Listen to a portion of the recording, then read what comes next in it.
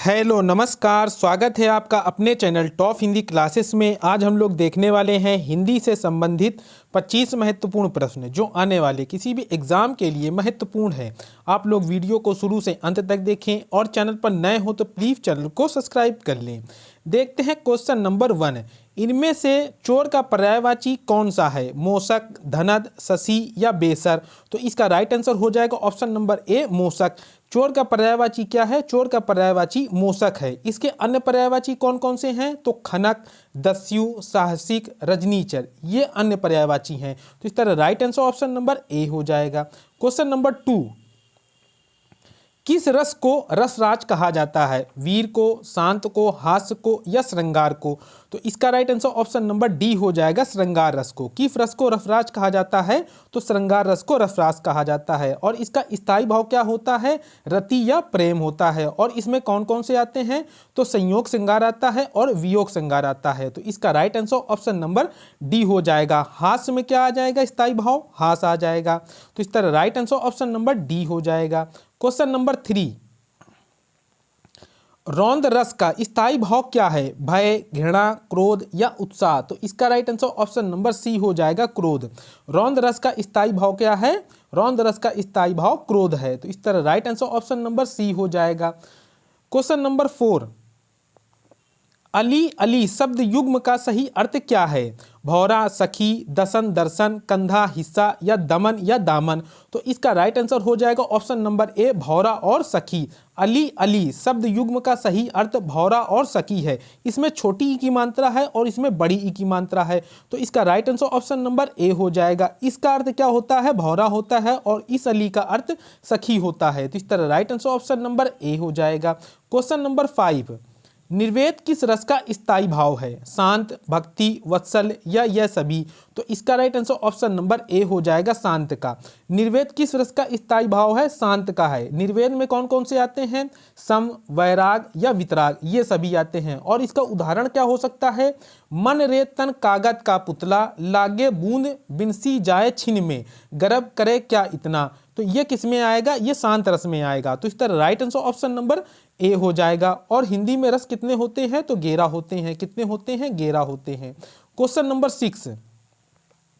चौपाई के प्रत्येक चरण में कितनी मात्राएं होती हैं? 14, 16, 15 या 18? तो इसका right answer option number B हो जाएगा, 16 होती हैं।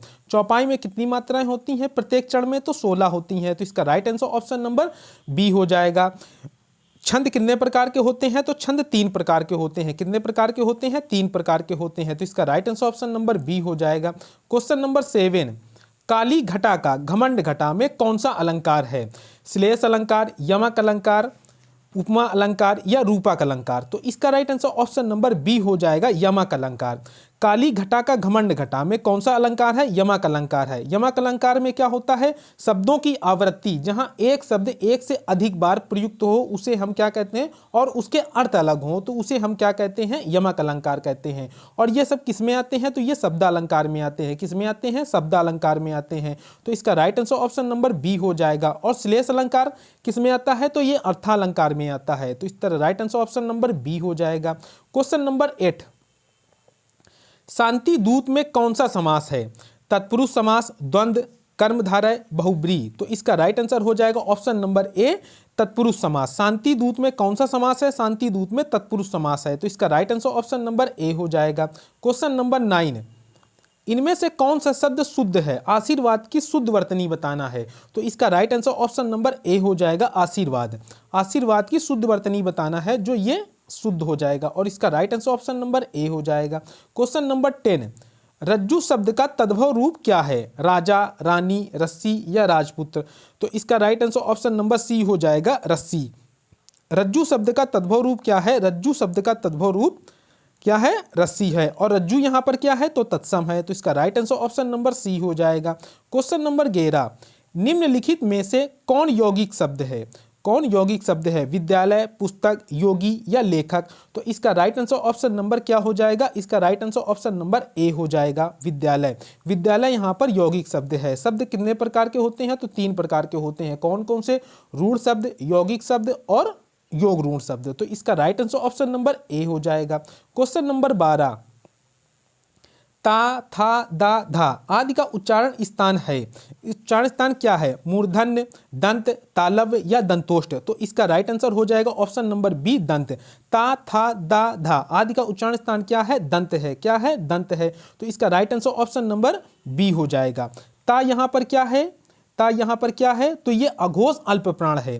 था यहाँ पर क्या है? था अघोष महाप्राण है। क्या है? महाप्राण है। और दा यहाँ पर क्या है? तो सघोष अल्प प्राण है। सघोष अल्प प्राण है। और धा यहाँ पर क्या है? तो सघोष महाप्राण है। तो ये चीज आप लोग विशेष कर ध्यान रखिएगा। तो इसका right answer option number B हो जाएगा। जो अभी हमने आपको बताया है ये घोषत्व के आधार पर बताया है और प्रणवत्व के आधार पर बताया है। तो इसका right answer option number B हो जाएगा। क्वेश्चन नंबर 13, निम्न में से अल्प प्राण वर्ण कौन से हैं? या, धा, फा, बा, आ और आ, का या गा। तो इसका right answer option number D हो जाएगा, का और गा। निम्न में से अल्प प्राण कौन से हैं? का और गा है। का और गा है। तो इसका right answer option number D हो जाएगा। और ये किस में आते हैं? तो ये कंठ में आते हैं। का और गा किस में आते हैं? कंठ में आते हैं। क्वेश्चन नंबर 14, इस शब्द का शुद्ध रूप क्या होगा? आगामी का शुद्ध रूप बताना है। तो इसका right answer option number D हो जाएगा, आगामी। ये आगामी शुद्ध रूप है। तो इस तरह right answer option number D हो जाएगा। क्वेश्चन नंबर 15, अरविंद शब्द का पर्यायवाची क्या है? कमल, गुलाब, केवड़ा या कच्छ वृक्ष। तो इसका राइट आंसर हो जाएगा ऑप्शन नंबर ए। क्या हो जाएगा? ऑप्शन नंबर ए, अरविंद। अरविंद शब्द का पर्यायवाची कमल है। क्या है? कमल है। तो इस तरह राइट आंसर ऑप्शन नंबर ए हो जाएगा। क्वेश्चन नंबर 16, निम्नलिखित में से क्या एक स्पर्श व्यंजन है? छा, सा, हा या ला। तो इसका राइट आंसर हो जाएगा ऑप्शन नंबर ए, छा। छा यहाँ पर एक स्पर्श व्यंजन है। क्या है? स्पर्श व्यंजन है। तो इसका राइट आंसर ऑप्शन नंबर ए हो जाएगा। और छा किस में आता है? तो ये तालव्य में आता है। किस में आता है? तालव्य में आता है। और इसको हम लोग क्या कहते हैं? अघोष महाप्राण कहते हैं। क्या कहते हैं? अघोष महाप्राण कहते हैं। और सा यहाँ पर क्या है? ये सा यहाँ पर तालु है जो ऊस में संघर्षी में आता है। और हा यहाँ पर क्या है? तो ये भी ऊस में संघर्षी है। ऊस में संघर्षी है। तो इसका राइट आंसर ऑप्शन नंबर ए हो जाएगा। और ला यहाँ पर क्या है? तो ला यहाँ पर क्या है? अंतस्थ व्यंजन है। क्या है? अंतस्थ व्यंजन है। क्वेश्चन नंबर 17, इनमें से कौन सा समूहवाचक संज्ञा है? गुलाब, पौधे, अंगूर या चावल। तो इसका राइट आंसर हो जाएगा ऑप्शन नंबर सी, अंगूर। समूहवाचक संज्ञा कौन सी है? अंगूर। जो एक गुच्छे में होते हैं तो इनको हम लोग क्या कहते हैं? समूहवाचक कहते हैं। तो इसका right answer option number C हो जाएगा। क्वेश्चन नंबर 18, नीचे दिए गए विकल्पों में से तत्सम शब्द का चयन कीजिए। शहीद, गोधूम, पड़ोसी या बहू। तो इसका right answer option number B हो जाएगा, गोधूम। ये क्या है? तत्सम रूप है। और इसका तद्भव रूप क्या हो जाएगा? तो गेहूं हो जाएगा। क्या हो जाएगा? गेहूं हो जाएगा। तो इसका right answer option number B हो जाएगा। क्वेश्चन नंबर 19, किस कारक में से विभक्ति का प्रयोग होता है? कर्ता, अपादान, करण या बी और सी दोनों। तो इसका राइट आंसर हो जाएगा ऑप्शन नंबर डी, बी और सी दोनों होते हैं। किस कारक में विभक्ति का प्रयोग होता है?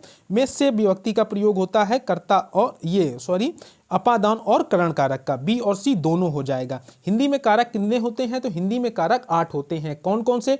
कर्ता ने, कर्म को, करण से के द्वारा, संप्रदान को के लिए, अपादान से, संबंध का की के, रा री रे, अधिकरण में पर, संबोधन हे ए अरे। तो ये कुल 8 होते हैं। तो इसका right answer option number D हो जाएगा। क्वेश्चन नंबर 20, ए रमेश यहाँ आओ, इस वाक्य में कौन सा कारक है? कर्ता, करण, संबोधन या अधिकरण। तो इसका राइट आंसर हो जाएगा ऑप्शन नंबर सी, संबोधन। ए रमेश यहाँ आओ, इस वाक्य में संबोधन कारक है और इसमें ये इसका साइन होता है। तो ये इससे पहचान हो जाती है। तो इसका right answer option number C हो जाएगा। क्वेश्चन नंबर 21, सुहाग के नुपुर के रचयिता कौन है? प्रेमचंद, मोहन राकेश, निराला या अमृतलाल नागर। तो इसका राइट आंसर हो जाएगा ऑप्शन नंबर डी, अमृतलाल नागर। सुहाग के नुपुर के रचयिता अमृतलाल नागर है। तो इसका right answer option number D हो जाएगा। क्वेश्चन नंबर 22, ऊ का उच्चारण स्थान क्या है? कंठ, दंत, तालव्य या ओष्ठ। तो इसका राइट आंसर हो जाएगा ऑप्शन नंबर डी, ओष्ठ। ऊ का उच्चारण स्थान क्या है? ओष्ठ है। और ये क्या है यहाँ पर? तो स्वर है। क्या है? स्वर है। तो इसका right answer option number D हो जाएगा। क्वेश्चन नंबर 23, उन्हें संस्कृत और अंग्रेजी के उन्हें संस्कृत और अंग्रेजी ग्रंथ के कई याद हैं। यहाँ पर रिक्त स्थान पर बताना है क्या याद हैं, उदाहरण, अनुवाद, उद्धरण या लक्षण। तो इसका राइट आंसर हो जाएगा ऑप्शन नंबर सी, उद्धरण। उन्हें संस्कृत और अंग्रेजी ग्रंथ के कई उद्धरण याद हैं, तो इसका right answer option number C हो जाएगा। क्वेश्चन नंबर 24, विश्व में की प्रधानता है, विश्व में की ही प्रधानता है ज्ञान, धर्म, कर्म या वाणी की। तो इसका राइट आंसर हो जाएगा ऑप्शन नंबर सी, कर्म की। विश्व में कर्म की ही प्रधानता है, खाली स्थान पर क्या आएगा, कर्म आएगा। तो इसका right answer option number C हो जाएगा। क्वेश्चन नंबर 25 और ये वीडियो का लास्ट प्रश्न है, विनायक किसका पर्यायवाची शब्द है, सुर, पुत्र, शत्रु या गणेश का। तो इसका राइट आंसर हो जाएगा ऑप्शन नंबर क्या हो जाएगा, इसका right answer option number D हो जाएगा, गणेश का। गणेश का पर्यायवाची हो जाएगा। विनायक किसका पर्यायवाची शब्द है, विनायक गणेश का पर्यायवाची है, तो इसका right answer option number D हो जाएगा। और इसी तरह हम लोग जानकी के पर्यायवाची देखते हैं, तो जानकी के पर्यायवाची क्या हो जाएंगे, सीता, वैदेही, जनक सुता, जनक कन्या, जनकात्मजा। और इसी तरह अगर हम लोग देखें चंद्रिका के पर्यायवाची तो चांदनी, ज्योत्सना, कौमुदी हो जाएंगे। और चंद्रमा के पर्यायवाची इसी तरह हम लोग देखें तो सोम, सुधांशु, शशि, राकेश, हिमकर, कलाधर, इंदु, मृगांक, ये सभी चंद्रमा के पर्यायवाची हो जाएंगे। काफ़ी बार एग्जाम में पूछा गया है, तो आप लोग इसको ध्यान रखिएगा। और इसका right answer option number D हो जाएगा। ये वीडियो का लास्ट प्रश्न था। इस वीडियो में अभी हम लोगों ने हिंदी से संबंधित 25 महत्वपूर्ण प्रश्नों को हल किया है। वीडियो अच्छा लगा हो तो प्लीज़ चैनल को लाइक तथा शेयर जरूर करें। मिलते हैं नेक्स्ट वीडियो में। Thanks for watching.